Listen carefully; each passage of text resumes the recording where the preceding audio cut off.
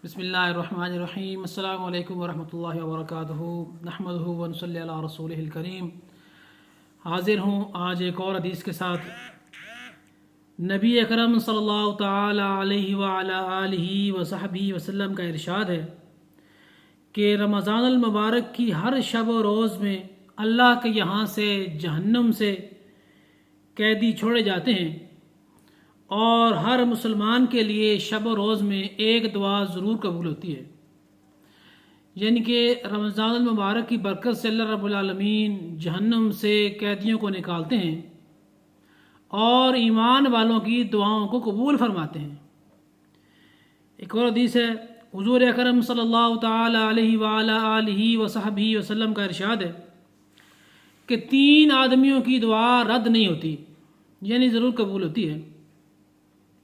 एक रोज़ादार की दुआ इफ्तार के वक्त, दूसरे आदिल बादशाह की दुआ, यानी जो अच्छा हुक्मरान है, इंसाफ करने वाला हुक्मरान है, उसकी दुआ, और तीसरे मजलूम की दुआ कि हक़ ताला शानहू बादलों से ऊपर उठा लेते हैं और आसमानों के दरवाजे उसके लिए खोल दिए जाते हैं और इरशाद होता है कि मैं तेरी मदद ज़रूर करूँगा, गो किसी मसलहत से कुछ देर हो जाए।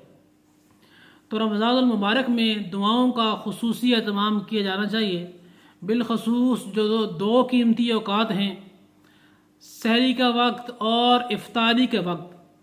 लेकिन हम में से अक्सरियत का जो वक्त है वो ये दोनों वक्त खाने पीने में गुजर जाते हैं, सहरी का वक्त भी और इफ्तारी का वक्त भी।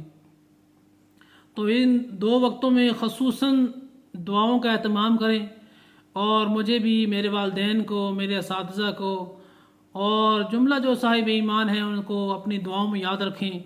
जो लोग साहिब ईमान दुनिया से रुखसत हो चुके, उनके लिए भी दुआएं मग़फ़िरत करें। अल्लाह करीम उनकी मग़फ़िरत फरमाए और उनके दर्जात को बुलंद फरमाए। मुझे भी अपनी दुआओं में याद रखिएगा। इस शेर के साथ आज की वीडियो का अख्ताम करते हैं। चश्मे फैज़ से गर इशारा हो जाए, चश्मे फैज़ से गर इशारा हो जाए, लुत्फ़ो आपका और काम हमारा हो जाए। अस्सलामु अलैकुम वरहमतुल्लाहि वबरकातुहू।